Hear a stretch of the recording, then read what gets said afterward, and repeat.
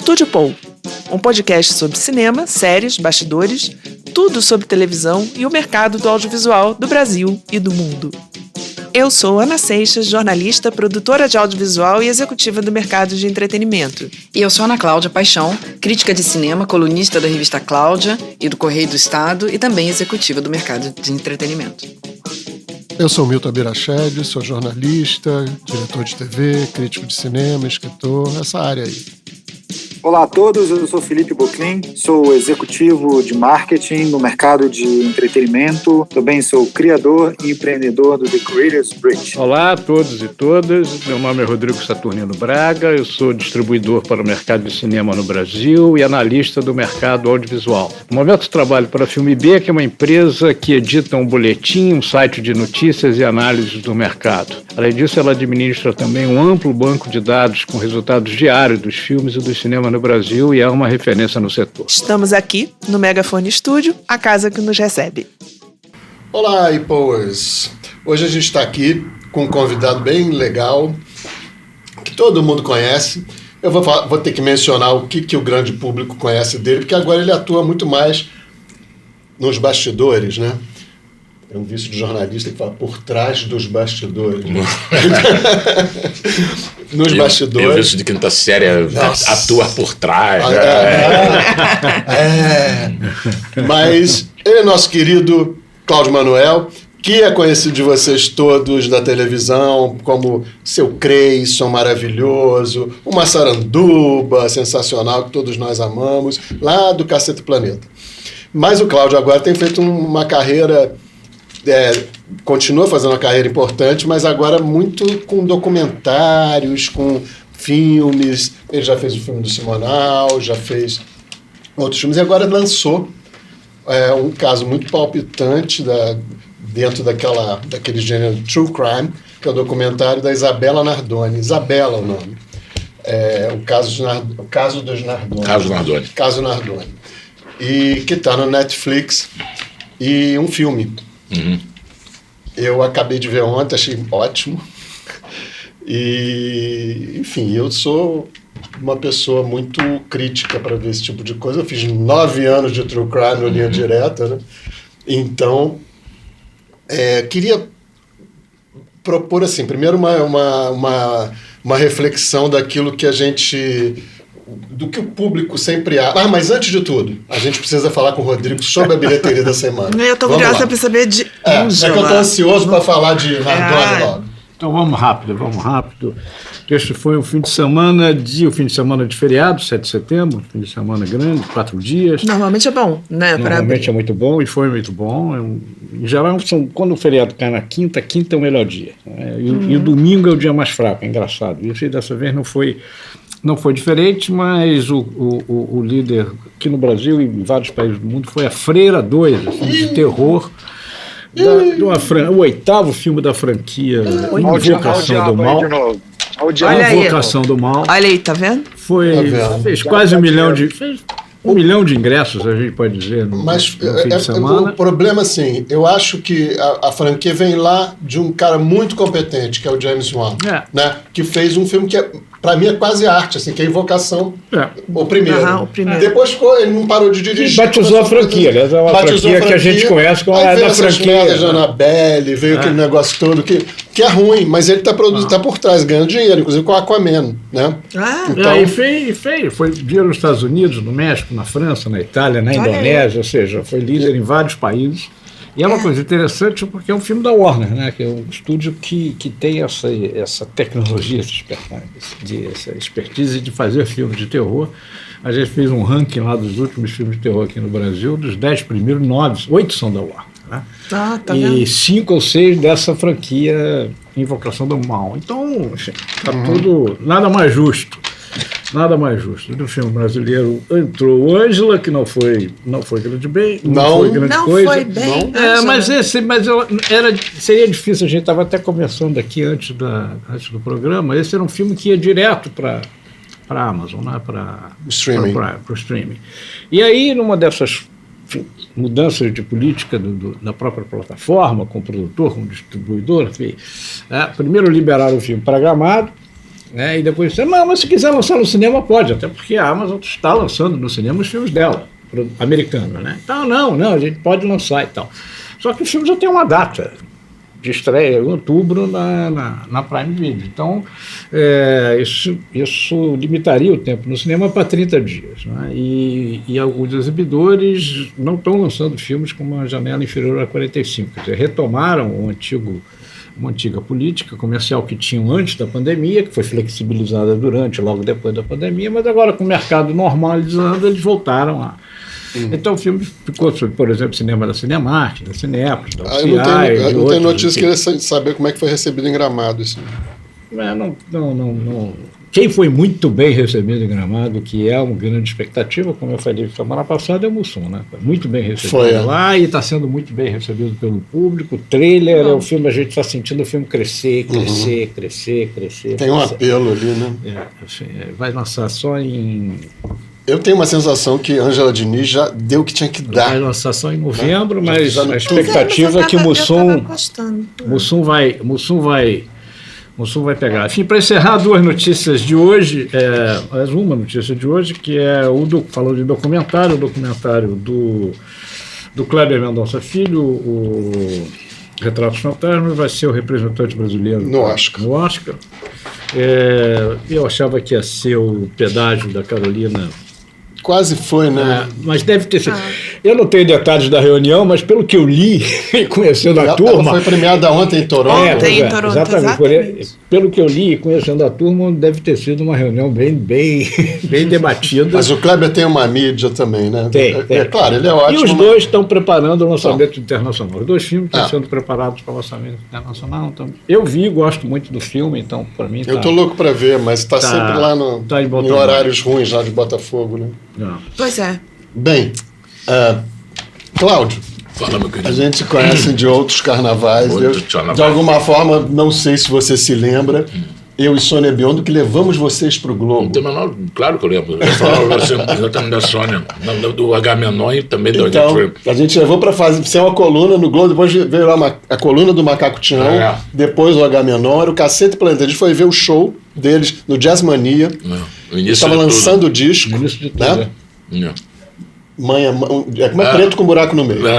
O disco chamava, o show chamava Eu Vim Tirar Você Desse Lugar, mas eu vou tirar você desse lugar. O disco chamava Preto com Buraco no Meio. Isso, e era no Jazz Mania, né? Começou no Jazz Mania, depois Teatro Ipanema. Então, a gente viu aquilo e falou assim... Eu vi no Teatro Ipanema. A gente estava querendo bagunçar o Globo um pouco, né? Dar uma agitada no Globo. Vamos almoçar.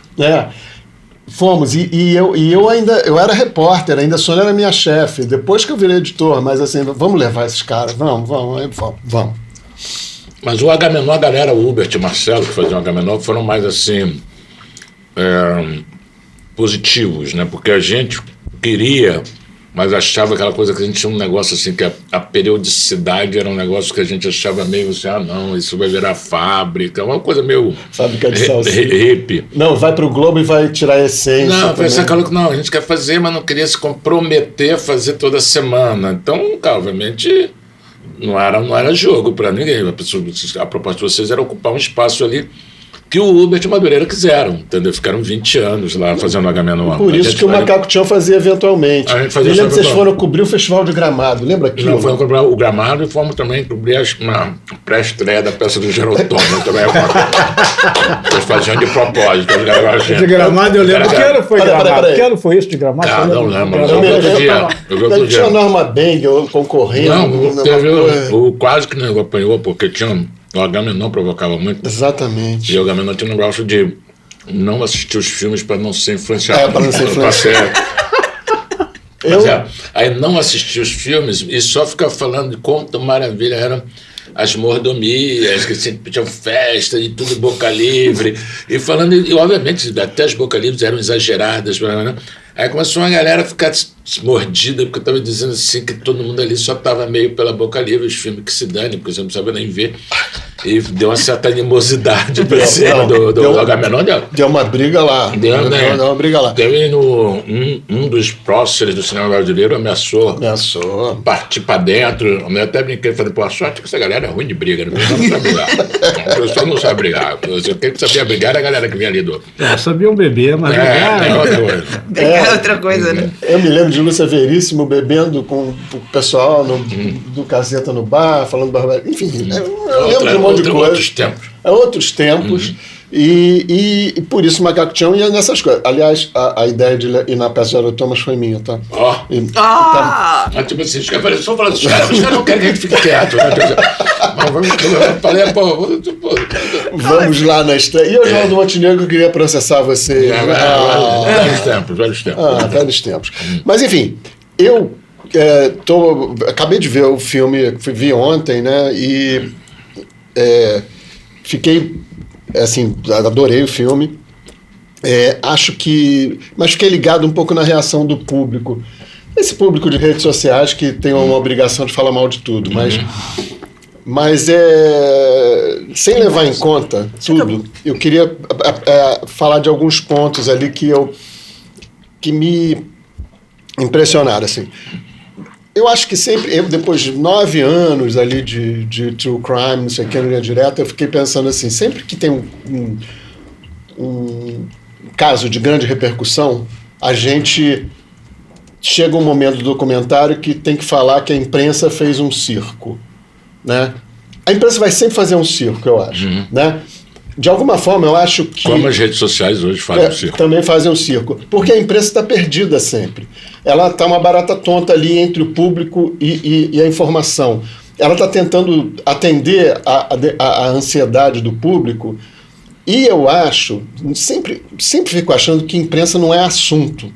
Jornalista não é assunto.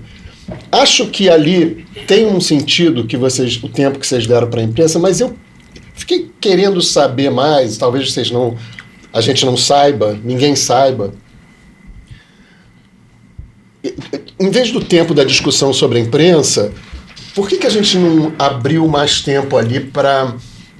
Como é que era esse cara no casamento com a mãe da Isabela, sabe? Eu fiquei curioso de saber como é que eram esses personagens, como é que era a relação de subserviência dela, porque no começo eu achava que ele que era subserviente a ela e inclusive jogou a filha para fazer ela escapar. Disso tudo que eu estou falando aí, o que você tem para dizer? Cara, vamos lá, né? Primeiro que quando eu fui fazer filme, dirigir, sempre que me pescou, olá. Ana Cláudia. Oi, Ana. Olá. Então, olá, estão me ouvindo ou não? Estamos. Sempre que me despertou para isso, foi primeiro assim, que história, a história que me mobilizou. Quer dizer, então o Simonal foi isso, o Chacrinha quando fiz, a série sobre o Bussunda. Então, assim, como é que eu vou contar essa história? Tem uma história que eu acredito que merece ser contada, ou que deva ser contada, e que pessoas vão se interessar por aquela história. A partir daí eu procuro quem é que vai contar aquela história. Então, assim, no caso agora do Simonal foi lá, o Simonal foi entrevistando gente, eu não tinha a menor ideia, na época não tinha internet, tanto eu fui achando a história pelo que as pessoas estavam contando. Quando achei lá o contador, que foi o pivô de toda a coisa, eu falei... Chega, que eu que estava bancando, chega a gastar dinheiro, vamos fazer o filme com o que temos. O único que eu entrevistei fora desse período foi o Pelé, que surgiu depois, porque era o Pelé. Aí, quando você chega agora, na Isabela, assim, a gente tinha um conhecimento do caso, a gente teve um apoio de muita pesquisa, muita coisa, mas quem ia contar essa história foi uma definição do longo do caminho. Os principais que foram definidos de cara foi a família da menina, que foi principalmente que se destacaram, mas não era uma previsão inicial, a gente queria contar essa história por mais lados que ela tivesse. Quando a gente fez um acordo de participação da Ilana Casoy, e como o trabalho da Casoy homologa bem a investigação, a galera que participou dessa investigação ficou confortável de vir. Então foi uma galera que ocupou bastante espaço. Que, aliás, Ilana amarra muito bem muita coisa. Você tem Ilana, e também tem o promotor, o juiz, a polícia, a perícia, o caramba. A família foi completamente arredia, porque fica muito complicado você entrar em discussões de relação, não sei o que, só ouvindo um lado, entendeu? Vocês têm um relato sobre o outro, e aí também ficaria complicado, desculpa que a Juju é muito boa. Você entrar numa reunião, numa coisa que fosse discutir algo, digamos assim, na perifa do crime, como se não fosse o mais importante o crime. Na verdade, o que a gente tentou até o último momento, eu tive reuniões com o pai dele, eu fui no presídio, a gente viu ele, mas não conseguiu conversar, porque não tinha autorização. Quando você diz da família, quer dizer, a família dela família quis falar, mas a família de lá... Tanto Nardoni como Jatobá não quiseram, falando que não viu nenhuma vantagem de falar, porque toda vez que falaram não se deram bem, achavam que tudo ia trazer tudo de volta para situações que eles não queriam reviver, tipo, tanto a família, a irmã do cara... Mas deixa eu fazer um parênteses. Acabou que as pessoas acharam que vocês defenderam ele. Tá, vamos lá, as pessoas... Esse é um bom assunto. As pessoas, vamos lá. Não, vamos lá, é por causa disso, assim. Eu fiquei muito mais impressionado e não consegui saber porque tem canal de YouTube do Paquistão falando, entendeu? Da Indonésia, da Croácia, porque eu não esperava isso mesmo. Eu não consegui nenhuma análise assim de que... Muita gente fala assim, não, que o documentário fala isso também lá do outro, do Matsunaga, que é totalmente diferente, que humaniza a pessoa. Primeiro, a Matsunaga, ela é a acusada, ela é a assassina, ela não é a vítima, né? Então, óbvio que ela vai fazer sob o olhar dela. Ela está contando, ela é a protagonista do próprio documentário. No nosso caso, entendeu assim, ele tem de cara um conceito básico para mim assim. Todas as monstruosidades, assim como todas as maravilhas, foram feitas por seres humanos. Então, assim, essa ideia de que são monstros é uma coisa muito mais para as pessoas dormirem quentinhas. Não, eles são monstros, não são humanos. Eu sou humano, não sou monstro. Então é óbvio quando você pensa assim, todo mundo já foi bebê, todo mundo já chorou, todo mundo já riu, todo mundo não sei o quê. E para mim me interessa muito mais no drama humano, o drama humano, do que a ideia de você chegar e falar assim, não, mocinhos e bandidos. Você tem histórias contadas, por exemplo, o da Daniela Pérez. A Glória Pérez é um personagem riquíssimo, uma mulher guerreiríssima, que ela, ao contar a história do assassinato e da filha dela, ela não quer nem chegar perto do assassino, não quer, ela não vou dar espaço, um abraço é a minha história, e tá um abraço ali. No caso da Isabela, não é assim. No caso da Isabela, a gente procurou o máximo de pessoas, a gente pega o Instituto de Direito de Defesa, do Direito de Defesa, um especialista para dizer exatamente. Na questão da mídia, por mais que todos os documentários, de uma certa forma, passem pela espetacularização da mídia, porque é uma coisa que é retroalimentada, não é só a mídia que produz, é uma coisa, no caso da Isabela, tem uma parceria polícia-mídia direta. A polícia gera os boatos, os fatos.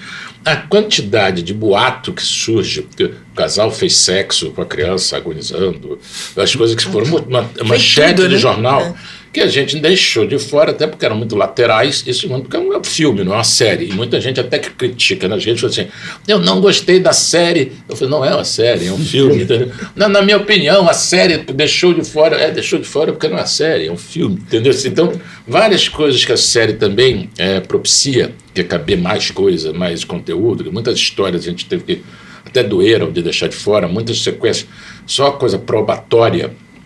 São muitos, mas muitos também são controversos. E também tem uma responsa que você chega assim, eu não sou uma instância do judiciário, eu não acho que ninguém deve ser uma instância do judiciário. A gente tem uma história que a gente achou assim, forte para ser contada, com vários aspectos, vários lados para serem abordados. E não que fosse uma fonte de apelação do resultado e muito menos de desmoralização do trabalho feito. A gente não tem competência. Não, ainda assim, ainda assim, mesmo que a gente não seja uma instância do judiciário, todas as pessoas têm o direito a ter sua humanidade visível. Sim. Né? É estranho. A gente vai sempre sofrer essa questão, e eu passei por isso na minha dieta, que era assim, vocês estão defendendo bandido, porque na TV Globo tinha uma proibição de bandido falar. Eu sou contra essa proibição. Eu acho que as pessoas têm que, à luz da lei, né, assim, as pessoas todas têm que ser compreendidas. A gente não é uma instância do judiciário, mas eu acho que cresce em humanidade toda a história que todos os lados são ouvidos. Né? Sim, foi isso que foi buscado. Na questão da mídia, desculpa, você tem alguma situação. No caso da Isabela, ela realmente foi um caso, como outros também, mas ele foi especialmente assim, ele dominou muito, que hoje seriam todas as plataformas, mas na época assim, Tinha programa de manhã, de dona de casa, de culinária falando de Isabela, programa de esporte falando de Isabela. A prisão foi anunciada no meio do jogo da Libertadores, Flamengo e América do México. Mas é o que eu digo, assim como o Ângelo Diniz, que mudou a lei. Sim. Né? Então, assim, o caso da Daniela Pérez também mudou uma lei. Mas você teve essa repercussão, que é natural, e é óbvio, quando a gente fala mídia no singular, tem de todos os tipos. Tem desde o camarada que está mais querendo fazer lá o sensacionalismo direto, como a galera que resvala nisso. Por exemplo, você teve uma questão ali midiática que foi assim geral, mas você teve, por exemplo, o Fantástico, ele foi protagonista. Ele faz não só a única entrevista que o casal já deu na vida, como a única que usa um polígrafo numa caixa de som, entendeu? Você botar um polígrafo numa caixa de som é uma interferência grave num fato. Que você fez porque a época lhe obrigou a isso, porque a concorrência estava danada, que você teve 1000 justificativas, tudo bem. Mas isso atende muito ao público, né? Não, mas você fez, está lá, está registrado. Você não falar disso tem um quê de você escolher não falar disso, entendeu? Como, obviamente, você escolhe e fala disso. O juiz botar uma caixa de som para dar o veredito, é uma cereja no sundae que, assim, que as pessoas precisam ver, caramba, entendeu? Se você não tem a menor possibilidade daquele veredito ser outro, porque vai que alguém aparece lá, um assassino, fui eu me entrego, não sei o quê. Mas ali você não tem nenhuma possibilidade de você ter o contraditório, que é o oposto que você espera de um julgamento. Então não precisa de julgamento. Então assim, você faz assim, abraço, sou Leão Cristão, Leão, pô, ganhou o Leão, pronto, leva, come. Então, esse tipo de coisas, assim, a coisa do Simonal, por exemplo. O Simonal, para mim, é assim, engraçado, que quando a gente falava, assim, o filme chamava Ninguém Sabe o Duro Que Dei. A galera que editava, que era mais jovem, chamava Ninguém Sabe o Mole Que Dei. Porque o camarada, assim, o Simonal, ele tem uma decaída, aquele tal do anjo que cai para os porões do esquecimento, do soterramento, mas ele comete um crime grave, entendeu? Ele não é um camarada assim, daquela coisa de é culpado ou inocente. Eu falei, pessoal, serve os dois, entendeu? Depende do que você está perguntando, entendeu? O que ele foi acusado não se pode provar, mas ele cometeu algo que é provado e que foi muito grave.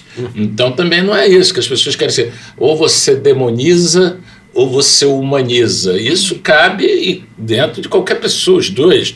Está aí Shakespeare, está aí Nelson Rodrigues, está aí Dostoiévski, está aí um monte de gente que lidou com isso, né, com personagens e tudo, e que na vida real, então, é brincadeira. É que todo mundo, o que ninguém é uma identidade só, o que ninguém é uma característica só. Então, a ideia de que... Esse maniqueísmo, ele é da ficção, e pira, né? as pessoas, quando querem fazer assim, a mãe fala assim, mas ele era um bom pai. Entendeu? Isso dá uma pirada, que não é para ser. Entendeu? Que explica muito melhor se o cara for um abusador.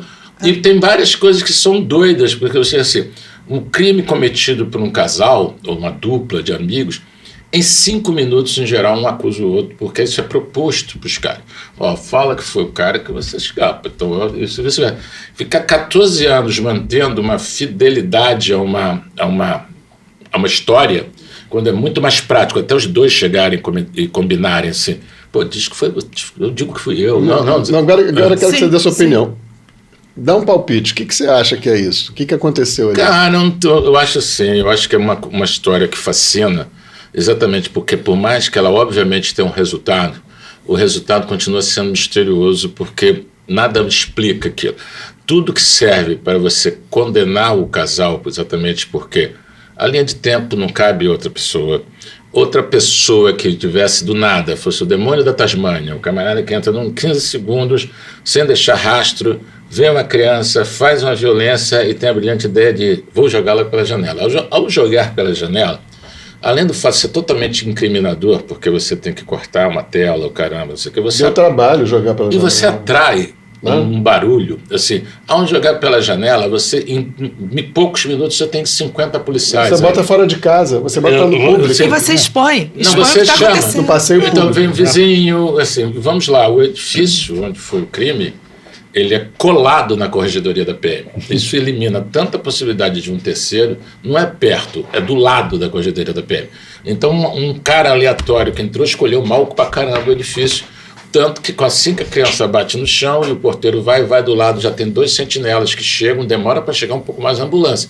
Mas a polícia já chega. Então, assim, já vai fazendo varredura. Então, para um plano de fuga, é a atitude mais imbecil que alguém pode tomar, que é jogar. E para um plano de acobertamento também é. Então, assim, mesmo que o casal... Aí você pensa assim, o casal tem uma briga lá do nada, um absurdo, não sei o quê, blá. Aconteceu um acidente que ninguém esperava, que não foi premeditado. Aí você diz, meu Deus, fiz um absurdo, uma tragédia, o que é que eu vou fazer?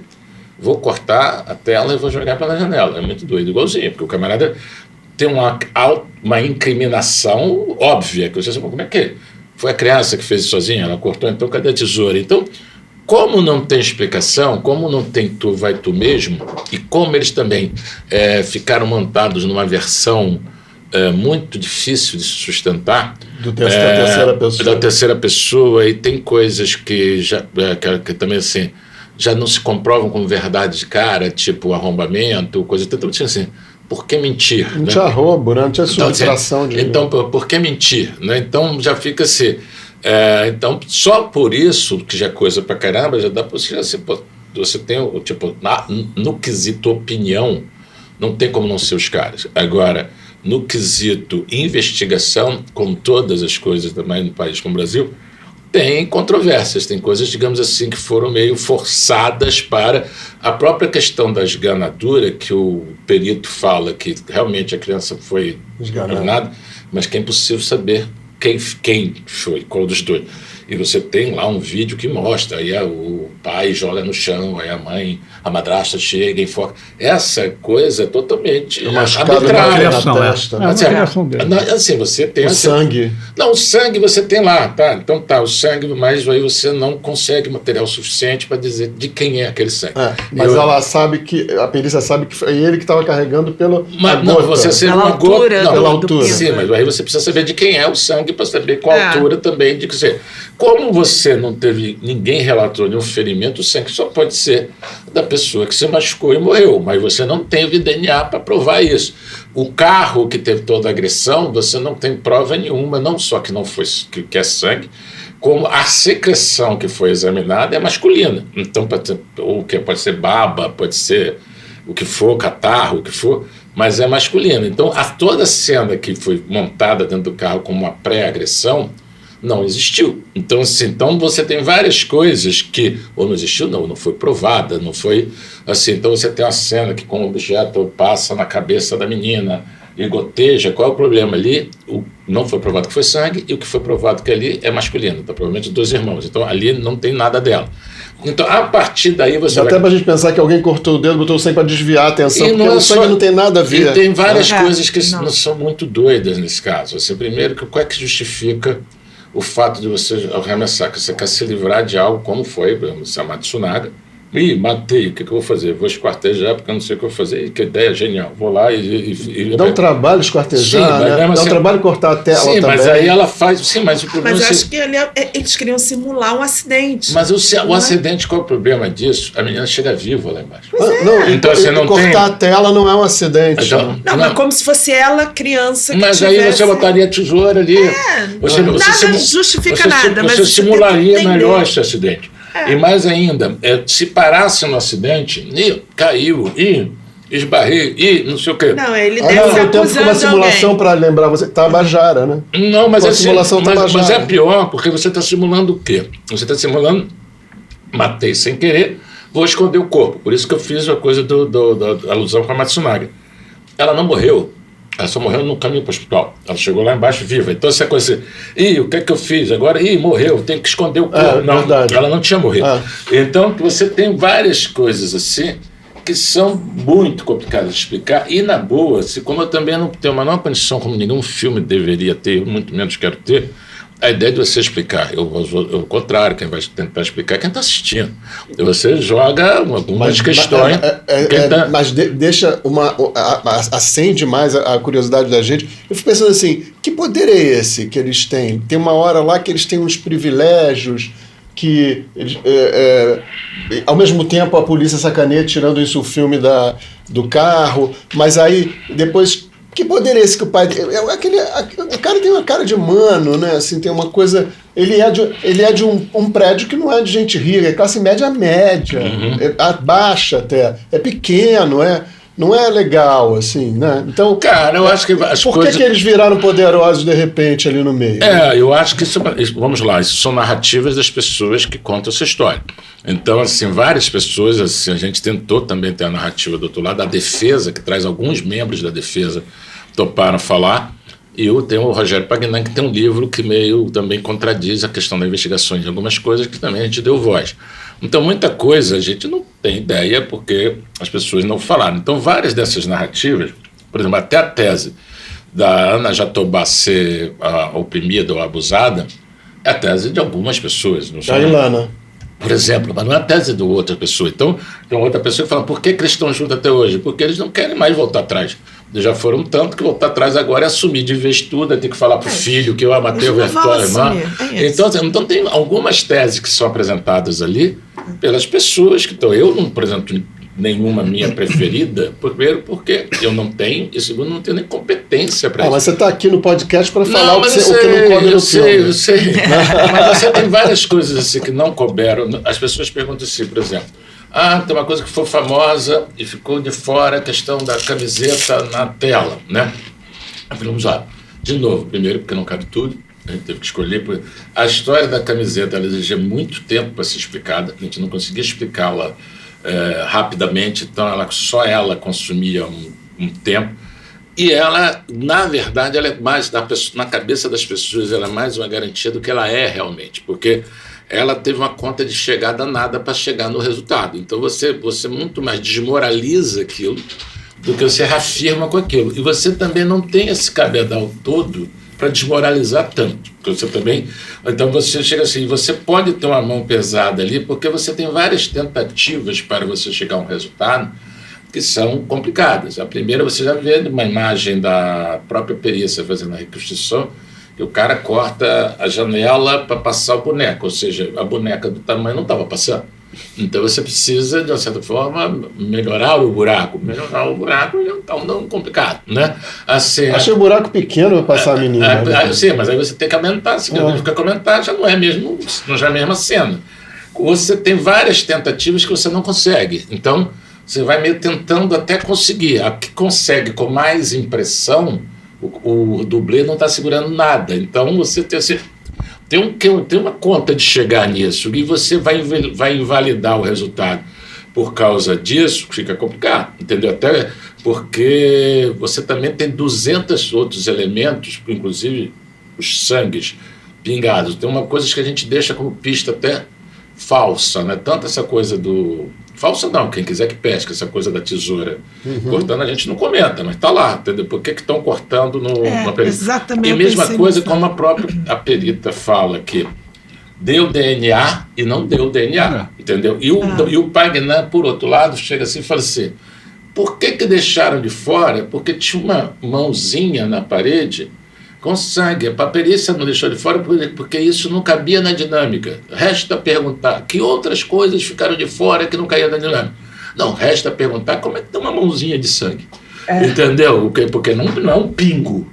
Pode ter uma mãozinha de sangue que teve sangue pra caramba, entendeu? E teve uma mãozinha de criança. Então, obviamente, fica a dúvida por que ficou de fora, porque para mim a prova mais contundente é a mãozinha, a mãozinha na parede. Entendeu? Está falando na minha opinião, e várias coisas que a gente foi deixando de fora, que também era assim, como tudo acabou sendo, eu já dirijo com o Mikael, e tendo muita discussão, isso foi bom porque foi dando mais profundidade aos temas que a gente está abordando, a gente não deixou nada muito assim que não fosse assim, eu acho, entendeu?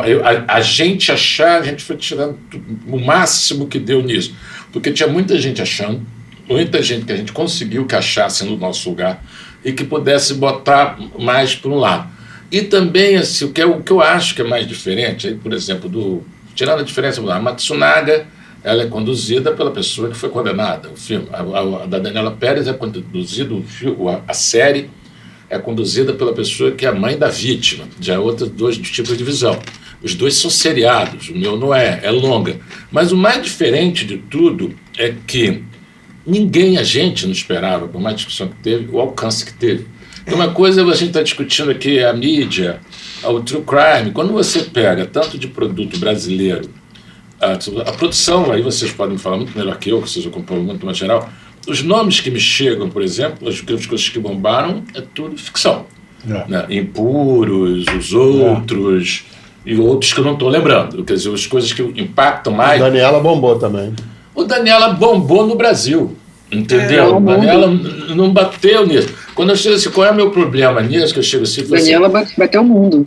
Bateu o mundo? Foi mundo. Então não estou sabendo. Então, assim, porque a gente pegou top 10 40 países. Quando a gente pegou o blog da Indonésia, do Paquistão, não sei o quê, aí para mim que foi assim, por que isso? O Daniela faz sentido. Daniela, quando eu soube do Daniela do assassinato. A notícia saiu no mundo. Eu estava no México. Entendeu? No México, então, foi uma festa, que era a tal da novela tendo um crime, né? E eu não acompanhava a novela, eu fui saber dos detalhes no seriado, porque eu estava viajando.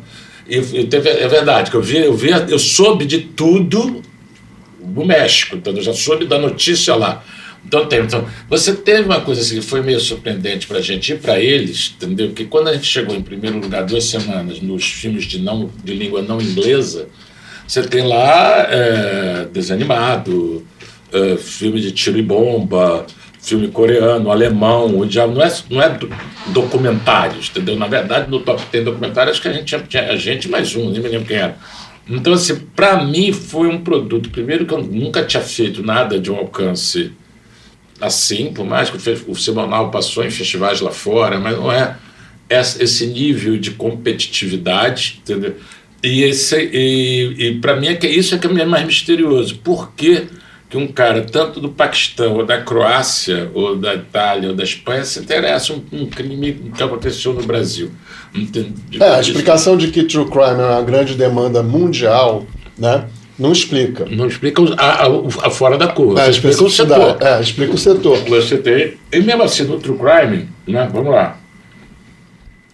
Você tem o true crime salsicha, né? Que tem um monte de diversas qualidades, de diversos níveis de profundidade, e tem um true crime premium, né? A gente está falando no caso da Daniela, no caso até do caso, são as produções que até para você ver, produções meio cinematográficas, você vê que tem um investimento em pesquisa, tem um investimento de investigação, da Daniela, por exemplo, aquelas cenas do posto lá de gasolina, não tinha a menor ideia daquilo, que é sensacional.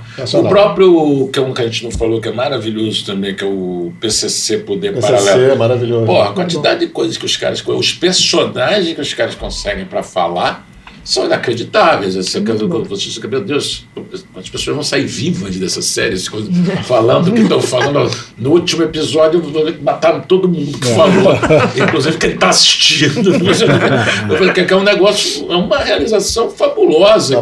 Entendeu? Assim, o Celso Daniel tem uma coisa maravilhosa desse tipo também. São produtos mais que descolam um pouco também dessa massa. E no Brasil, eu tenho a impressão, não tenho uma quantidade também, vocês têm, eu tenho a impressão que a produção maior é de disparado de ficção. Entendeu? Você não tem essa conta. Entendeu? Com certeza. Ana Cláudia, tem algum número aí? Quando você falou bater o mundo, em comparação do que tem de ficção? Não, eu não vou, o número exato não, mas ele, quando o Daniela rodou, foi o primeiro no mundo, assim, foi super badalado, até porque... De documental, né? De documental. Documental. O 3% também bombou.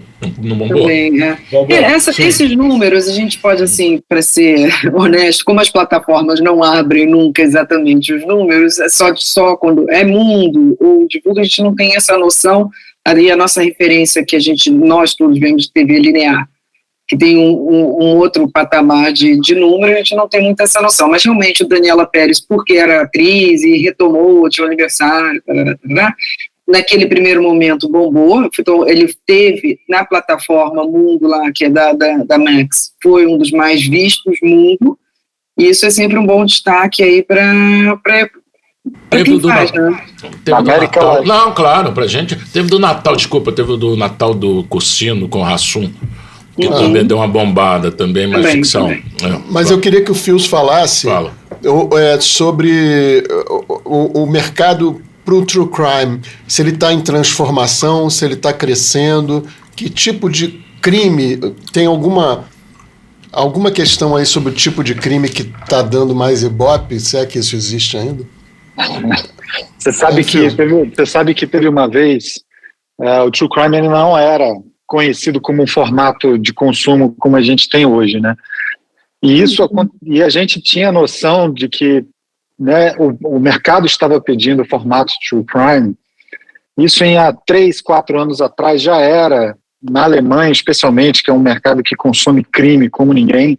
Discordo, mas vai lá. Não, se ele consome. Eu discordo em relação a quando surgiu o consumo de True Crime, mas termina e depois eu falo. Vamos colocar o True Crime como uma onda de streaming, né, de formato. Assim, eu considero que o primeiro True Crime brasileiro de streaming foi o Em Nome de Deus, do Google Play. Assim, João de Deus. Formato, né, João de Deus, dentro do formato seriado, né, de doc-series. Está falando que o Pedro Bial fez. Isso. Exato. E desde então já se vem falando vamos dizer assim, da saturação desse formato, né, vamos dizer assim. Leia esse formato, talvez a forma como os doc-series vêm tratando True Crime como documentário ou documentário de fatos midiáticos, ou como séries de casos. O Fios, deixa eu interromper você, mas diante do sucesso de tantos True Crimes, e quando eles falam de saturação, querem falar o quê?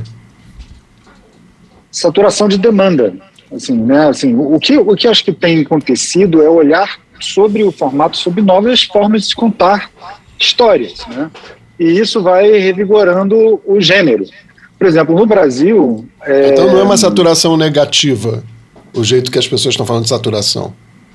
Não é uma saturação negativa dentro, talvez, de um formato que no caso... Não se renova. Saturação de demanda. Isso.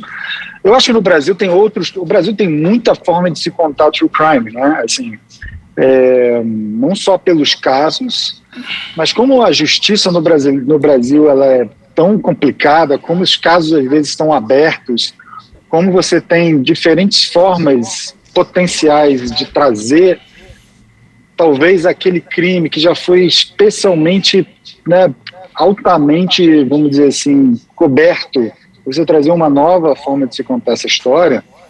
Eu acho que no Brasil vai ter muita maneiras e formas de contar. O que eu acho interessante nesse caso, primeiro, dentro de um lugar, especialmente em streaming, né, de Netflix, você tem um filme doc. Porque eles estão sempre fazendo séries, né? Sério. Ou longas, como era, né, o documentário, como a gente sempre entendeu. Você tem um longa, né, filme, documentário dentro de crime, para mim é um lugar inovador, vamos dizer assim. Foi isso. Havia a opção de fazer série? Não, a gente até ofereceu como série. Eles fizeram questão do longa, a gente já falou tudo bem, se adaptou. Depois até a gente gostou mais da ideia de ser longa mesmo, por isso que ele falou. A primeira coisa, até porque a gente já cai no vício. Tanto que eu falei com as pessoas criticando, porque a série é série. Eu falo, não é série, não é série mesmo agora, a gente comparando. Eu mesmo falei do 3%, falamos da Daniela, e são séries, a gente é um filme, entendeu? Assim, que tem um conforto também, que você chega, que alguma coisa meio libertadora, que eu falei assim, tem uma coisa que é meio estressante, que é você ter, não, isso não cabe, isso tem que deixar de fora, mas você se libertar também da coisa dos ganchos, do puxar para o próximo episódio, da maratonada, tem um negócio que você se permite a outros ritmos e até outras narrativas, por exemplo. Eu tinha muito pouco, a gente estava muito pouco assim, voltado para a investigação, entendeu? A gente não tinha mais, uma vez que a gente tentou até o último minuto que os Nardoni falassem, entendeu? Que era nesse esforço, a gente foi ali, ficou assim, o que essas pessoas vão contar dessa história? Então, para mim, ficou mais importante, e não, isso foi na ilha de edição, isso não foi um plano anterior, não está no roteiro assim, alguns personagens que foram ganhando o filme, principalmente a mãe e a avó, entendeu? Então ele acaba escapando um pouco dessa coisa do true crime ali, que é o crime em si, a discussão sobre o crime, as falhas que podem ter, o resultado, ele foi correto ou não, entendeu? A exploração midiática, para você também ter uma história de uma reconstrução de vida, de um prosseguimento. Tem uma emoção genuína. De uma nova maternidade, todas essas questões que você passa ali para uma tragédia que, por mais que você queira explicar, normatizar e até dizendo, não pode humanizar porque são família, monstro e tudo, você tem um prosseguimento, né, que no caso deles, é uma reconstrução assim, bastante forte, bastante interessante no termo de vista emotivo. E do lado de lá, entendeu, que eu não vivi essa oportunidade, mas tive algum contato, é o contrário. Você tem a destruição, né? Você tem assim, os filhos que nunca tiveram aniversário, os meninos que tiveram que mudar de nome, a irmã que apanhou na rua, entendeu? Várias coisas correlatas a essa destruição. Que não couberam. Porque eles também... Porque é uma pena, porque isso não é eu acho. Não, isso mas informação. É porque eles não quiseram relatar isso. E não queria também que as pessoas relatassem por eles. Então, assim, na verdade, por ter tido só uma presença maior que do lado, digamos, dos Oliveira, né, da família da mãe da menina, não foi uma escolha, foi uma coisa que aconteceu. Quando a gente foi montando o filme, por essa coisa de ser um longa e ter personagens fortes, entendeu? E personagens femininos, a gente fez um encontro da prima, da avó e da mãe, vendo imagens dela. Para mim isso ficou muito mais interessante de abordar, que era um momento também que a gente podia ir para uma certa repouso, uma certa reflexão, uma certa delicadeza, até porque não só as coisas eram muito feéricas, né, de plataforma, arquivo, muito barulho, muito prisão, sirene, não sei o quê. Quando você também mergulha nesse universo, que para mim era totalmente inédito, que é IML, presídio, sala de autópsia, essas coisas todas, que é um troço difícil de você ser leve em relação a isso. Então você tem no universo emocional, você tem um universo de reconstrução de vida ali, você tem esse universo frio. E tem o universo filme. Que o Phil falou que para mim isso. Mas tem ali também uma coisa que eu acho que funciona muito, é botar a planta da casa, né? Porque você tem a dimensão de que vidinha era aquela. E de meio Dogville, aquele momento. Um pouco Dogville ali. A gente chamava de Dogville. Mas eu tava só pra gente... o que eu tava falando... eu ia te chamar porque você discordou, eu queria que você explicasse. Exato, porque na realidade é o seguinte, true crime sempre foi uma coisa de consumo gigantesco na internet. Nunca foi... que agora estou falando internet, que ele está aí no digital, mas assim, sempre foi público feminino, de maior consumo, e sempre foi nos sites e tudo mais, sempre foi uma coisa que sempre tinha Eu lembro quando eu estava morando nos Estados Unidos, tinha uma crime library, que tinha todos os casos de todos os serial killers, agora nem conto mais esse site, mas assim, essa curiosidade mórbida, não sei... Feminino jovem ou feminino mais velho? Todo, abrangente, era o universo que todo... Porque esse público acho que mudou um pouco, assim, no Linha Direta era gente mais velha e homem. Não, essa acho que eu não sei se é a questão que a gente quer ver para se sentir mais seguro, achar que se a gente souber aquela história a gente não passa pela mesma... Não sei, é o psicólogo que vai dizer o porquê que a gente gosta tanto de true crime. Sempre curiosidade. Mas isso sempre foi muito forte. Mas era internet ou eram jornais sanguinolentos e tal, que não é. Quando veio a TV por assinatura, já vai encontrando um caminho aí, porque você já pôde nichar, e esse nicho foi para a TV, e aí tem a Discovery ID, e você tem vários outros canais, mas só a Discovery dedica 24 horas de crime. E daí você tem crime de Hollywood, crime de não sei o quê, o vizinho, eles têm uns programas hilários, cidades pacatas, crimes violentos, o seu pior, né? Sogras tem várias coisas explorar em todos os aspectos. Não, e eu descobri que eu tenho uma família de quase potenciais de psicopatas, porque todos assistem, conhecem todos os crimes, cena de almoço, discutindo em detalhes o crime, assim... Porque não adianta, é um assunto que pega todas as faixas, todas as classes, porque é a curiosidade desde que o mundo é mundo. Exatamente, quando você está falando isso, eu me lembro da nossa discussão. Eu tinha uma discussão, a gente estava preparando um projeto sobre isso, Aí vai assim, mas A gente esse teve um negócio de fazer debate, true crime não é de Deus. Porque assim, Não. você está oferecendo para o público, está alimentando E uma não demanda. Você está alimentando uma demanda que é a curiosidade do cara que atravanca o trânsito para ver a pessoa morta no acidente. É da O que natureza você humana. pensa sobre isso, Cláudio? Cara, Mas, não, só deixa eu concluir. terminar. Então, assim, isso já é uma coisa que foi do consumo. Agora, dito tudo isso, assim, aí eu não sei, o Cláudio vai saber me explicar um pouco melhor, que é uma sensação minha, assim, nos Estados Unidos há menos proteção legal entre o que você possa dizer ou argumentar ou retratar nas suas matérias, no documentário, o que for. E aqui no Brasil tem um pouco mais, é mais difícil você... Não é um pouco mais, é muito mais. Mas você muito sabe, mais, aí é a tua muito Flávia, mais, assim, são então planetas diferentes. a gente eu preciso fazer um parênteses, assim, só para contar um pouco minha experiência nisso aí. A gente foi sentindo, ao longo dos 9 anos de Linha Direta, que isso foi se acirrando, né? Eu acho que tem umas explicações para isso. No começo, a gente ganhava todos os processos de pessoas que queriam... No começo não tinha processo nenhum. Depois começou a ter. Aí teve o Doca Street entrou com um processo, perdeu em 4 instâncias, ganhou em uma, perdeu na última, e o programa da Ângela Diniz foi ao ar. A gente começou a sentir que começou a ter uma reação contra a TV Globo e que qualquer juizeco do interior queria lacrar mas é diferente. dando derrota de causa da TV Globo. Mas isso foi no final. Mas é diferente. E agora eu acho que piorou. A televisão tem o álibi do jornalismo. Ele corre muito mais solto e o álibi do imediatismo. Então você não precisa...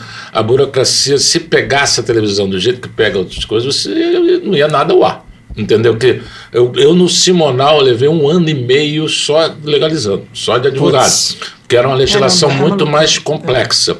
Você tinha primeiro tem a figura do gigolô de defunto, que é o sobrinho neto. Tem um monte de biografia, assim, que o camarada nunca ouviu falar. Você toca o telefonema premiado. Sabe que tem eu estou com a imagem aqui, teu avô tinha um programa na TV em Ribeirão Preto, o cara não sabia da ideia. O avô da tia, da irmã. Então aí o cara tinha que autorizar, porque a imagem é hereditária. Então o cara tinha posse desse inventário, e você legal, o cara 10 mil reais, 15 mil reais, chute o que ele quisesse. No Simonal, como eu fiz tudo, eu que pagava a produção, e dei com todas essas negociações, eu deixei de fora o único número que tem inteiro, que não era nem previsto ser inteiro, do Simonal com a Sara Voga. E aí, era uma gravação da TV Tupi de 1967, um negócio desse tipo. Aí, depois de 1 ano e meio de negociação, de tudo, lá no seu caso, os advogados chegaram assim, tá tudo certo, tudo legalizado, o que não deu a gente tirou, só faltou o take da orquestra, os takes da orquestra. Eu falei, por quê? Não, porque a gente não teve a ficha dos músicos, não dá para reconhecer da orquestra da TV Tupi de 1960 e pouco. Eu falei, bro, tira o take, bicho, não dá mais preto e branco. Um abraço. Naquela época tinha essa coisa tipo. Aí entramos em contato com o escritório da Sara Voga lá. Aí o camarada disse assim, não, então a gente queria comprar. O cara falou, não, só você comprar a imagem quem produziu a imagem do produtor da imagem. Eu falei assim, mas a gente já fez isso. Então por que vocês estão me procurando? Se ela fez a imagem... É disso que ela está falando. Ela falou assim, se ela fez a imagem, ela não foi sequestrada, ela não fez contra a vontade dela, teve algum acordo, algum contrato, algum trato. A imagem é de quem produziu a imagem, não de quem aparece nela. É óbvio que se você está fazendo uma coisa, se o cinema exige agora, se você está fazendo uma cena no aeroporto, tem que botar... Estou gravando uma cena, as pessoas que estão aparecendo aqui... Eu fui no show do Titãs, teve isso agora, para mostrar que seria usado no audiovisual. Na questão documental, entra um problema aí que é o problema da memória. Então você, por exemplo, você tem um histórico do cinema brasileiro, se você pegar os 100 principais documentários da história, nenhum é contra. Entendeu? Você não tem nenhuma coisa de denúncia a ninguém, porque o denunciado tem que aprovar, meu querido. Ele tem que botar o jamegão dele, senão aí fica complicado. Então tem vários casos desses. Você, por exemplo, tem um documentário que ganhou o Oscar nos Estados Unidos, chamado Blackfish, que é sobre a máfia dos peixes confinados, orcas, né? Tem peixes mamíferos.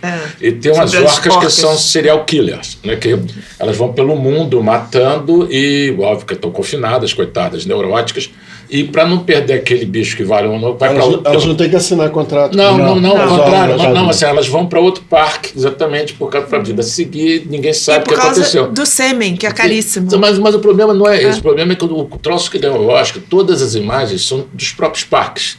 O cara pede a imagem da segurança. Todas as imagens depõem contra os caras têm que ceder essas imagens. O Michael Moore, se fosse brazuca, ele fazia aquele troço contra o Bush de jeito nenhum. Quando eu fiz o Simonal, o nego falou assim, mas por que você não faz sobre a família Collor? Porque eu não quero fazer a favor, entendeu? Contra, tu não vai fazer. Então, mesmo que você não faça contra, você já pode ser embargado, você já pode não sei o quê. Então, tem várias coisas que o Cala a Boca não morreu, que no Brasil... Eu fiz dois documentários sobre humor, né? O humor na época da ditadura, chama Tá Rindo de Quê? E o outro da abertura Rindo à Toa. Já tinha norma que facilitou essa ideia de que você não precisa pedir autorização da pessoa para botar a imagem dela, desde que você, obviamente, não esteja caluniando, não sei o quê. Você ia lá, mas o cara não te dá a imagem. Não, mas eu não quero problema para mim. O Renato Aragão tem que assinar, o Soares tem que assinar. Eu não quero problema. Então você tem uma coisa que, obviamente, o fair use, que é uma coisa totalmente universalizada, no Brasil é problemática. Então, essa coisa da propriedade, você tem vários armazenadores de imagem que não cedem, não negociam, nem vendem, entendeu? Canais de televisão, entendeu? Que não vendem mais imagem não jornalística, não negociam mais imagem jornalística, ou seja, é uma concessão pública, entendeu? Então, você tem várias discussões que a gente está atrás. Quando eu fiz o Simonal, todo mundo perguntava assim, e aí, quando é que vai fazer o próximo? Eu falei, se Deus quiser, nunca, entendeu? Que era um inferno. Isso melhorou, tá? Eu agora na Isabela, basicamente também porque a Netflix deu uma bancada, não, a coisa do fair use, a gente não está fazendo uso abusivo, a gente está contando a história, e a gente procede assim, então, um procedimento deles, a gente conseguiu fazer especificamente tem um fair use de uma imagem TV Globo que... Mas outras televisões... O advogado diz que fair use é invenção de jornalista, que não tem nada que seja... Mais ou menos, tem um artigo da lei de audiovisual que não fala em fair use, mas fala de um uso imprescindível, contextualizado, não abusivo, não é bem isso? Você usa alguns segundos desse tipo, entendeu? Então, e obviamente não foi uma invenção de jornalista, né? Foi uma invenção de advogado. Não. É óbvio. Não, o jornalista como cliente. Eles acham, e com razão em algum momento, que dependendo da vertente, como você vai contar aquela história, ela pode conduzir o julgamento ou a visão, ou a opinião pública para outro lado, né? Então, em vez de deixar as pessoas raciocinarem e chegar à conclusão, não põe, você não fala, não vai, e fica por isso, é mais ou menos isso, resumindo muito, né? E vamos lá, né? Ninguém se incomoda tanto com fair use elogiativo. Não. Entendeu? Se o troço é discreto e é laudatório, todo mundo acha bonito. Todo mundo acha bonito. O problema é quando o use não é tão fair, porque a galera fala, não, isso aí não queria que fosse falado, que fosse mostrado, que fosse visto. Por isso que você fala assim, não é um país sem memória, é um país com muita dificuldade de produzir a memória, porque ela não é guardada com...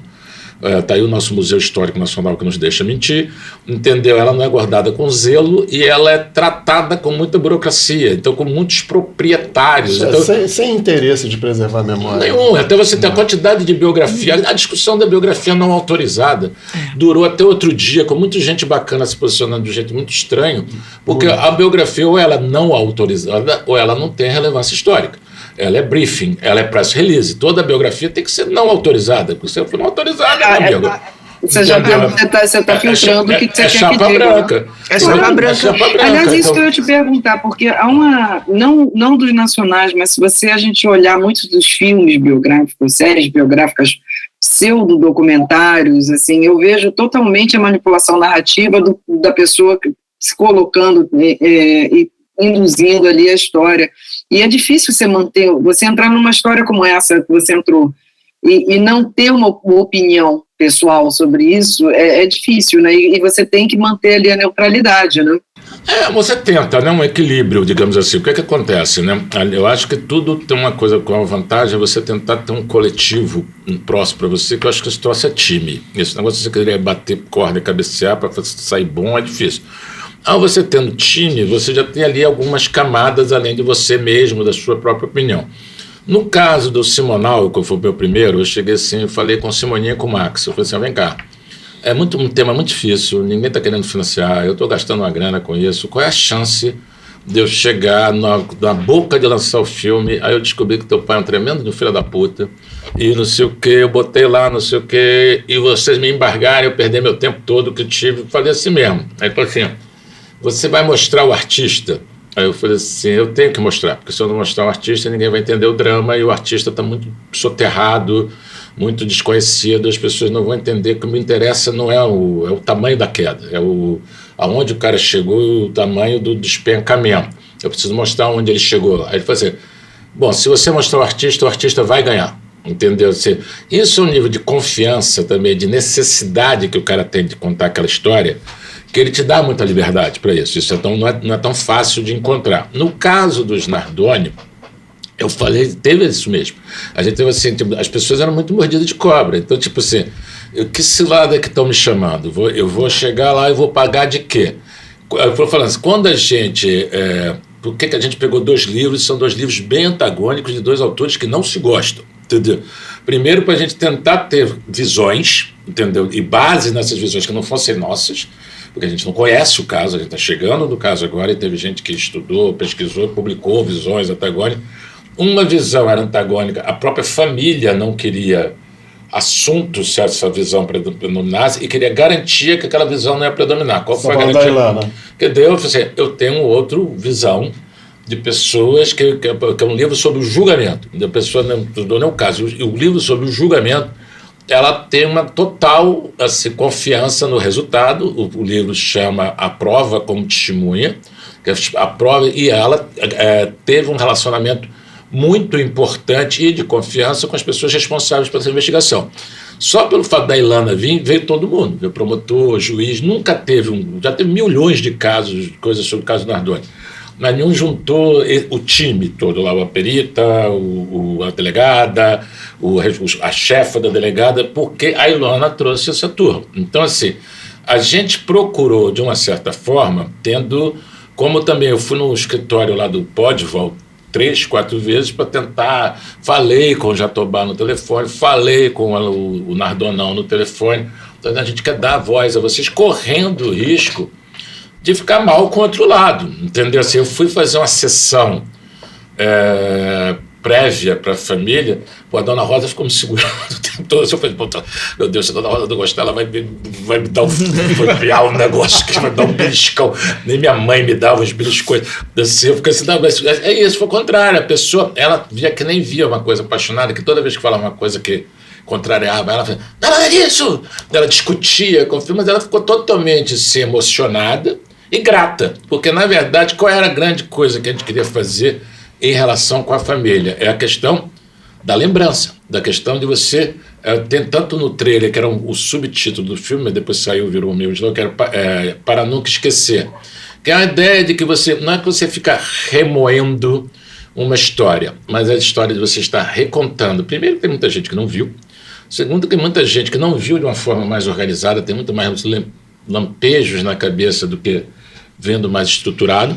E segundo, que a gente tinha uma história a mais a ser contada, que foi essa que a gente descobriu após, que é a questão disso dessa mãe, uma nova maternidade, essa chance desse recomeço. Você engravidar de novo depois de uma parada dessa. Esse momento é muito bonito no filme. E foi um negócio assim, que obviamente não é aquela coisa que todo mundo vai analisar. Depois eu vi um artigo agora que as pessoas ficam querendo saber tanto do Daniela, quando a gente... por que esse fez mais isso do que aquilo, não sei o quê. Tudo bem, está no direito, as pessoas assistiram, têm direito às suas opiniões. Mas muito pouca coisa daquilo foi planejado. Muita coisa daquilo veio assim, como intencional. Vamos fazer isso. Não, eu tinha, de novo, como preceito, como eu estou entrando em outros projetos aqui, eu quero saber assim, qual é a história que vai me fascinar. Primeiro que esse troço é demorado, então você tem que gostar do tema, que você leva 2 anos, 3 anos, você não pode encher o saco no meio do caminho, que você não vai entregar direito. E segundo, assim, quem são as pessoas que vão contar essa história? E essas pessoas têm histórias, então isso tem uma coisa... para mim, que sempre você vai conseguir tocar o público, ou pelo menos tentar isso, quando você tem pessoas que se envolvem com aquele tema, têm paixão sobre aquele assunto, tem importância, isso, de uma certa forma, passa. entendeu, para o público. Então, para mim, o busco é isso, é gente. Eu acho que não ia história. adiantar nada você falar com o Nardoni. Não é porque complicar minha vida, mas eu queria. Mas não ia adiantar, ele não ia falar nada. Eu acho que nem a outra. Eles estão. Aquela entrevista de Fantástico ficou e eu acho que aquilo não ia mudar. Mas de alguma forma, ele para mim é uma esfinge, né? Assim, o filme me atiçou a curiosidade sobre ele. Os dois são esfinges. Mas ela também, a Jatobá totalmente. Também. Você não consegue ler os dois, Não né? consegue. Você não tem consegue. assim, quando você vai vendo os detalhes, é tudo muito mais impressionante. Porque você chega assim, o dia que a menina morreu, tá? O cara acorda de manhã, vai com o pai numa oficina botar um GPS no carro, que é o que acaba dando todo o horário depois, no mesmo dia. Chega em casa, pega os 3 filhos, vai pro playground, fica na piscina até a hora do almoço. Aí vai para a hora do almoço, não sei o quê, aí saem, vão para um supermercado. No supermercado são filmados, aí tem a madrasta dando com a mãozinha dada com a menina, bota a menina no carrinho, aí ficam os 3 meninos no carrinho, aí ele vai fazer um cartão fidelidade do supermercado, fica todo mundo em volta. Não, pai. Vão embora, vão para casa dos sogros, dos pais dela. Ele compra um sorvete, a menina se mancha, não sei o que, pega uma camisa maior que ela do tio, que é um irmão caçula de 11 anos, 12 anos de idade, mas grandona, e vai, e acaba a história dela aí, que depois ela vai cair assim. Quando você vai no bagageiro do carro, tem bala, frumelo, sorvete, tudo comprado para as crianças. Então, assim, que momento que desandou esse troço? Entendeu? Porque o tempo é muito curto, entendeu? Então você tem um negócio ali, caramba, brother, o que acontece? Que erupção é essa? Aonde foi que essa menina irritou esse explosão foi essa? Ou a própria coisa de interna, guardada, armazenada deles, né? Que é óbvio que nada é do nada, né? Mas quando você vai seguindo uma timeline do mesmo jeito que não cabe um terceiro, como é que o cara veio 15 minutos, abriu a porta, fez isso tudo? Você também não entende como em tão pouco tempo esse arco dramático virou uma coisa, uma tragédia enorme, que não tem pista disso, entendeu? Porque, não, pistas tem ali, não, houve vizinhos que ouviram o bate-boca da briga. Mas assim, eles brigavam muito, eles nem moravam, eles moravam lá 2 meses, entendeu?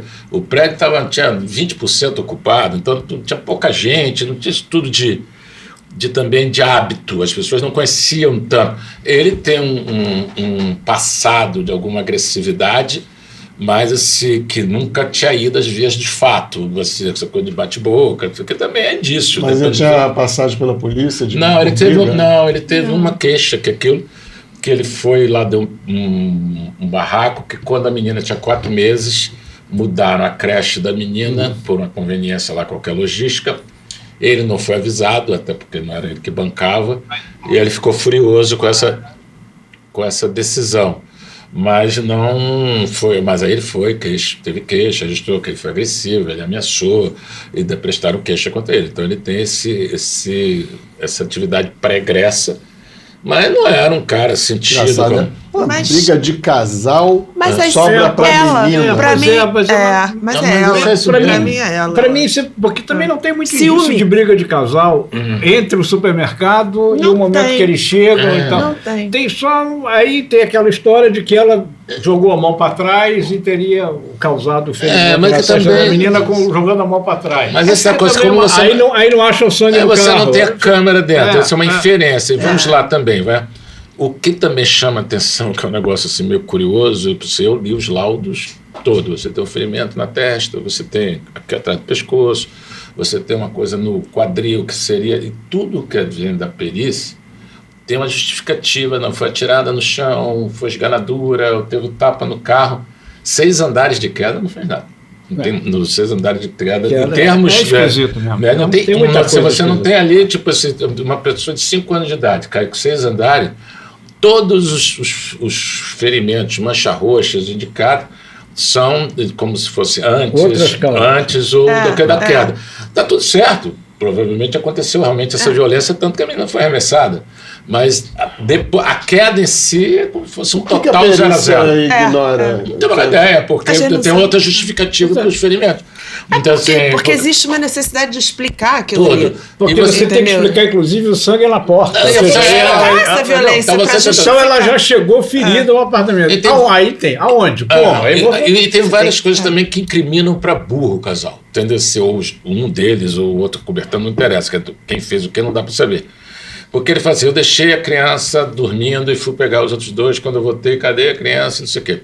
Problema. Ele deixou a criança dormindo, segundo ele, no cama dela. Ela não caiu daquele... Ela foi jogada do quarto dos meninos, não do quarto dela. Então, assim, então ela primeiro, assim, ao deixar que deixou na cama dela, tem um problema que a cama dela estava arrumada com boneco, tinha um desenho, cima, não sei o quê. Aí, por que o cara disse que não deixou naquela cama e não na outra logo? Por que a menina mudou de cama? E tem um detalhe que é curioso, que muita gente fala, mas também que você não é probatório, porque embaixo da cama, do quarto da menina, é cimento. Embaixo dos quartos do menino é jardim, é grama. Então teria um certo... ato falho, a pessoa que jogou teve um último cuidado, entendeu? Porque se jogasse no cimento, o dano no corpo ia ser muito maior, entendeu? A coisa dos danos internos, externos, visíveis. Então ela cai, numa certa forma, num canteiro, uma coisa meio mais amortecida, e que também justifica para a perícia não só ela ter chegado viva, como não ter tido tantos danos assim da queda, embora seja uma criança de 5 anos de idade, né? Ela fez 6 anos já no dia do depoimento já estava morta. Agora, mas tem aquela declaração também da perita da questão da esganadura, né? Que não pode ter sido ele porque ele não tem unha e tem marca de unha, então teria sido ela. É uma justificativa, pode ser plausível, não tem a menor ideia se ele unha ou não, ela afirma isso. O problema é que quem faz o laudo, que é o ML, ali a pessoa fez a cena do crime, e analisa o corpo, né, o delito, as marcas, isso aqui, é o perito do ML. E ele afirma categoricamente que é impossível dizer a autoria. Ele diz que, até por causa das impressões não são suficientes para determinar tamanho da mão, se for uma mão masculina, não tem impressão digital visível nos seus hematomas. Então porque a defesa diz que nem a esganadura você pode provar, porque poderia ser resultado da queda. O ML diz que não, entendeu? Só um segundo, Ana Cláudia, a gente está ouvindo você. Desculpe. Aí, então assim, o perito, ele afirma categoricamente. Isso que é um dos problemas da condenação. Assim, ele pega 31 anos, ela pega 26. A diferença básica é porque a menina era filha dele. Então, a questão, esse é o agravante. Não é o ato em si, porque é como se os dois tivessem feito a mesma coisa. Para ela ter feito a mesma coisa, você precisou fazer, ela bateu no carro, aí ele se irritou, aí ele pegou por causa da altura da queda, então só pode ter sido ele, então pela cura do pingo, então você prova que foi ele, não sei o quê. Então ela veio e esganou. E ela deu um tapa no carro. Tudo isso é um desenho animado. Entendeu? Você não pode dizer, a menina foi agredida no carro, não foi provado. Quem foi é palpite. Entendeu? A menina foi esganada? Ok, parece que sim. Quem foi é palpite. Entendeu? É uma ideia de uma dinâmica. Bom, se o camarada estava carregando e jogou no chão, a pessoa pode ficar também só ter sido paralisada e cúmplice, mas não necessariamente atuou ativamente. O que é estranho também, que é só também os dois dividirem. Não fui eu e ela só foi cúmplice passiva. Já tinha saído há 10 anos. Entendeu? Já tinha saído há 10 anos. Então, que tem várias coisas aí, né, que você também tem. Até essas coisas das regalias, né? Você tem, obviamente, eles têm uma regalia básica. Eles estão num presídio do tipo crimes midiáticos. Então, é um presídio que o camarada vai e não vai ser lixado. Então, todos os caras detêm preso com todo mundo de Lava Jato, todos os crimes célebres, todo mundo lá em Tremembé, eles chamam do presídio de caras, e que não tem nada disso. Você vai ver, ninguém quer ficar ali, entendeu? Só que não tem facção, não tem essas coisas que são determinantes para a sua durabilidade na pena. O resto você não pode. Regalia nenhuma. É prisão, é uma prisão. Só que tem essa. As outras coisas todas são da lei. Entendeu? O problema é que você tem uma demanda de punição que é justa, porque você tem muita impunidade, principalmente no andar de cima. E o andar de cima pode ser classe média para cima, porque também é geralmente só no andar de baixo mesmo que se pega. Então você tem essa necessidade. E essa, obviamente, coisa que irrita. Você vê a fulana que mata os pais e sai no dia dos pais na saidinha. Os pais, assim, mas, por exemplo, eu tive um irmão assassinado, entendeu? O meu irmão, que não foi um crime midiático, assim, tudo, meu irmão pegou o assassino do meu irmão, com todo o trabalho que me deu, acompanhar com advogado e tudo, pegou 18 anos de cana. Condenação, já não foi nem 39, meu irmão não era uma criança, era um adulto, que pegou 18 anos de cadeia. Saiu com menos de 4. Entendeu? Assim, a coisa da progressão, a coisa do bom comportamento, o livro lido, que você entenderia num processo de ressocialização de uma pessoa que errou, delinquiu, mas num crime de morte, obviamente que choca. Entendeu? Que a coisa é o camarada dizer, mas o camarada mata uma criança, mas se lê 10 livros, sai, entendeu? Porque... Não, a família fica indignada. Eu me lembro de Glória Pérez ligando para o Globo quando a Paula e o outro estavam tomando sol no presídio. Eles, assim, tinham direito pela lei. Sim, né? sim, mas te choca. Mas embora, obviamente, tenha a Convenção de Genebra, os caras foram criminosos, mas os caras têm que tomar banho de sol, E tem a legislação brasileira, primeiro que a punição máxima é 30 anos. O cara matou uma pessoa, 25 mil, está 30 anos. E a segunda coisa é que, mesmo dentro desses casos mais graves, você tem algumas coisas que, se obedecidas, você vai para o semi-aberto, para o não sei o quê, várias coisas que vão tendo nesse tipo de... Ela já está no aberto e ele no semi-aberto, né? Agora o semi-aberto também no Brasil até a página 2. Isso funciona muito nos Estados Unidos, que o semi-aberto, em tese, você tem que voltar todo dia para o presídio. Então, como você, perto do presídio, você não tem ocupação nenhuma, você passa a parte semi no presídio também. Uhum. Você dorme, ele vai lá, ele tem direito de você fazer trabalhar, ler, não está preso ao longo do dia, mas ele está lá, entendeu? Ele não sai de lá, não vai para São Paulo e volta todo dia para Tremembé. Você tem alguma notícia? Assim, eles estão casados, né? Isso também é polêmico, né? Eles dizem que sim. Né, todo mundo que está do lado diz que sim. Agora, as pessoas do lado de cá dizem que não é, que não estão, não sei o quê. Mas, assim, oficialmente, sim. Uhum. Oficialmente, sim. Ela está nesse regime... não sei se é domiciliado, tenho uma ideia. Uhum. Mas, pelo que eu sei também, pelo menos que saiu na mídia, está num apartamento, um dos apartamentos da família dele, do Nardoni. Ou seja, ainda está ali na guarita deles, mas eu não sei exatamente quando se ele tem expectativa. Eu queria voltar numa questão ali que eu falei, mas a gente estava ali conversando com a Ana Cláudia. O que é para você? O que você está alimentando quando está fazendo true crime? Assim, a gente está falando da curiosidade do cara que para o trânsito ali para ver a pessoa morta no acidente. É isso? É uma questão humana, a pessoa é assim. Mas a gente está fazendo, quando faz isso, isso está levando a quê, assim? Você chega a pensar nisso? Eu vou falar, eu não sou um setorista, né? Diferente, eu nunca fiz isso. Eu nunca trabalhei com isso, não sei se trabalharei de novo. Para mim, foi exatamente isso que me atraiu. Uma coisa que eu nunca fiz, entendeu? A outra foi uma oportunidade também de fazer onde eu também nunca tinha feito, que foi na Netflix. E também foi um projeto que partiu da gente. O Rodrigo, dono da produtora do Chroma Key, me chamou, aí eu li um livro, eu falei, topo, vamos lá, vamos conversar. Dei uma oportunidade de fazer um time que eu gostei muito de ter trabalhado, que isso também é uma coisa legal, você ter a oportunidade de você escolher, quero fulano, então da trilha, chamei lá o Dado Vilas Boas, nunca tinha trabalhado com ele, a galera do visual também, do Marcelo Pereira também, que eu tinha ouvido falar, mas Gustavo Radman na fotografia. Então, que é outro ótimo.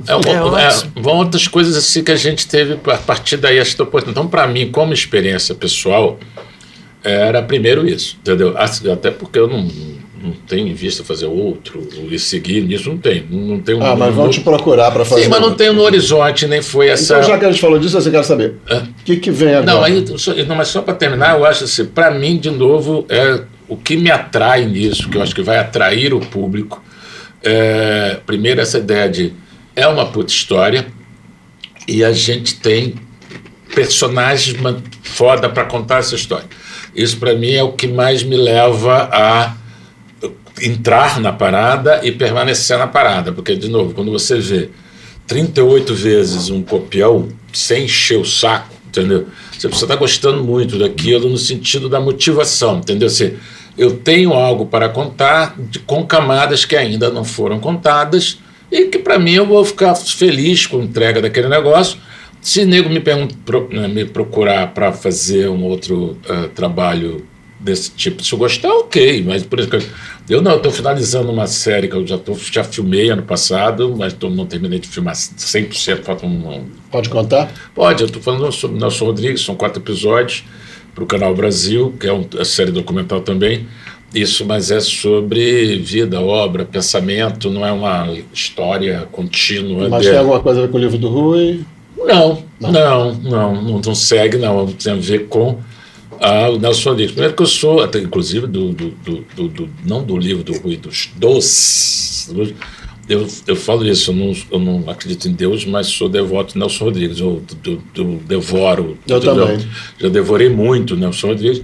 Era uma vontade de fazer há muito tempo. E quando a gente tentou fazer por um caminho que não rolou, o Canal Brasil topou. A gente adaptou, o projeto já está filmando. Estou numa fase de desenvolvimento de um outro projeto, também série, sobre o Sérgio Cabral, no Globoplay, mas isso ainda está em desenvolvimento, isso não entrou ainda em produção. Você pensa alguma coisa em ficção, assim? Cara, não penso, não tenho, mas também não sou avesso, entendeu? Eu fiz filme como ator, recentemente fui chamado agora para fazer um outro sobre ator também, que eu devo fazer agora. Não tendo zero contra a ficção, mas, digamos assim, o faro, né, o tesão foi para onda. Quando que eu ainda acho que a ficção tem que comer muito arroz com feijão para se comparar com a vida real. A vida real é meio impressionante em várias coisas no Brasil. Então, mesmo que você falou assim, a quantidade de casos, né, que a gente tem para contar, não é true crime, não. Você vê assim, a série nacional, para mim, que eu acho que é a coisa mais foda para mim que eu vi foi Elza e Mané, por exemplo, que tem nada a ver, são 2 personagens assim trágicos e importantes. Assim, Elza Soares, para mim, tinha que estar junto com o Zumbi de Palmares. Para mim, é uma heroína negra brasileira de uma dimensão que eu não sabia, entendeu?